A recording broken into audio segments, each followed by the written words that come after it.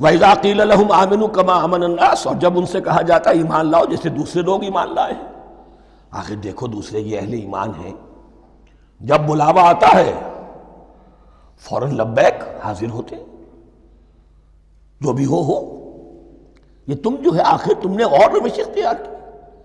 وَإِذَا قِيلَ لَهُمْ آمِنُوا كَمَا آمَنَ النَّاسُ قَالُوا أَنُؤْمِنُ كَمَا آمَنَ السُّفَهَاءُ، وہ کہتے ہیں کہ کیا ہم ایمان لائے جیسے یہ بے وقوف لوگ ایمان لائے؟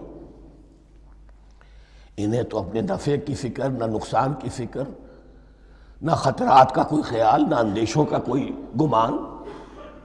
جان جائے، مال جائے، اولاد کو چھوڑ دیں، گھر بار چھوڑ کے آ گئے ہیں، ان سے بڑے بے وقوف کون ہوں گے؟ بال بچے چھوڑ آئے ہیں کفار مکہ کے رحم و کرم پر، سرداران قریش جو چاہے ان کے ساتھ کریں، تو یہ تو بے وقوف لوگ ہیں۔ آج کل آپ کہتے ہیں ایسے ہی لوگوں کو فینیٹکس ہیں، یہ فینیٹکس ہیں۔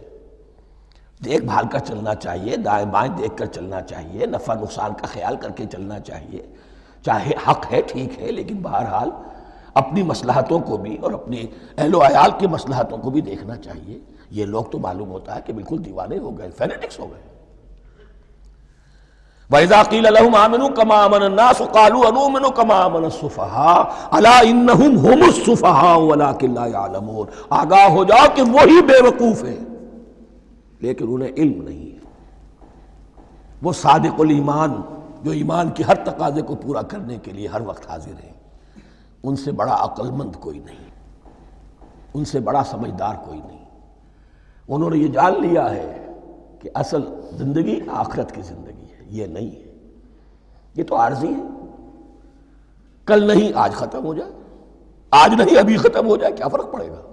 جانا تو ہے، اب نہیں تو کل، کل نہیں تو پرسوں، جانا تو ہے۔ تو عقل تو ان کے اندر ہے۔